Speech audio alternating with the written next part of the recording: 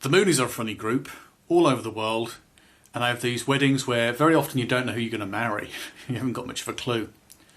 Meet them for the first time, it's like, we're going to marry. Right, we're going to have kids. Okay. We're going to keep on following this ideology of a Buddha Christ. Right. And this is meant to make sense to you?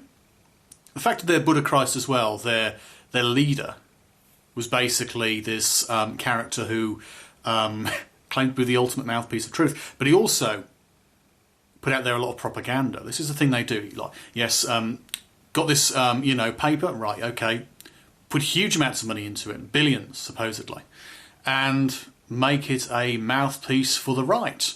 Okay, so in a time of communism, when it's basically suggested that you're an ally against communism. This is going back to the Cold War.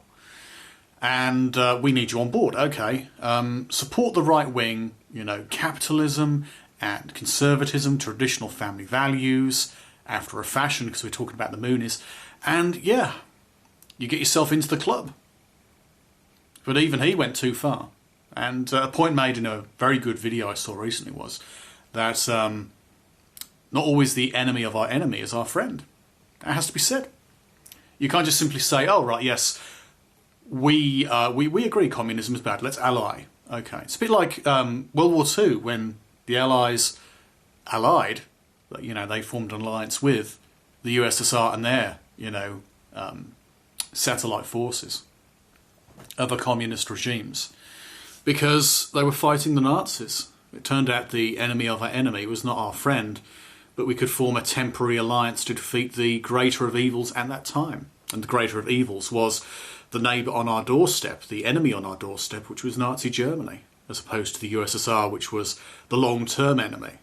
And I won't talk about the hindsight idea when people talk about World War II, because that would be going off subject too much, but I've mentioned it in another video.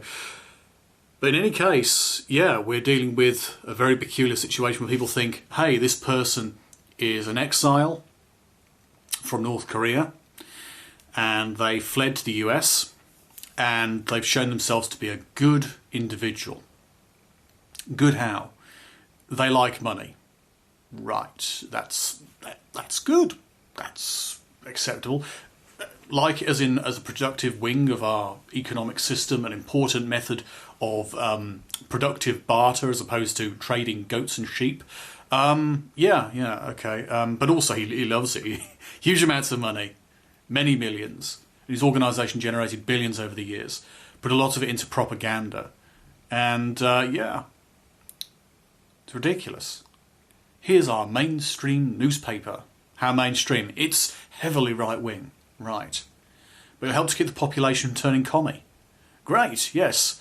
And you're going to back Richard Nixon and numerous other right-wing conservative politicians over the years and make out that the Democrats are just liberal, that they're, actually communists or communist sympathisers.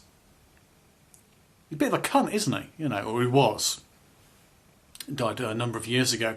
But in any case, people like that, they're, 10 a dozen, but they're useful tools. And they have to make themselves useful in order to get some recognition. Yeah. I've got this wacky cult, this wacky idea, but I'm going to support the right-wing establishment? Yeah, lots of money to supporting the right-wing establishment. Brushing shoulders with some of these top individuals and their influential, business connections.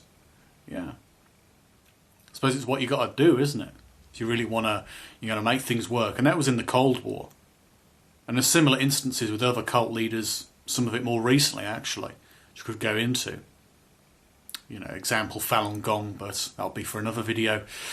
But yeah, it turns out that the enemy of your enemy is not your friend, and America's efforts to counter communism very often means, especially on the right wing, that they're willing to align with wacky cult leaders who call themselves special, God names, I think I'll just, call it bullshit, to be honest. That's the thing as well. Why should being an ally or a friend to some kind of ideology or some kind of ideologue, some kind of, guru, why should that prohibit you from going, it's still bullshit though, isn't it? Still bullshit. just seems obvious that you should be able to say whatever you wish. Oh, you're backing us now. Okay. We're not going to call you a evil bullshitter.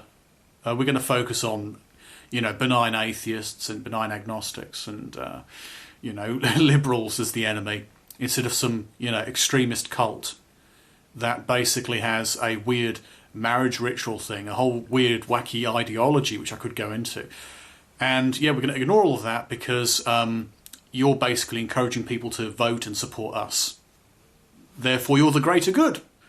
It's the hypocrisy of politics, I'm afraid. And it's more common than you might realise. I have to say, I think Robert almost comes with a deep psychosis. A genius, thinks he's so smart.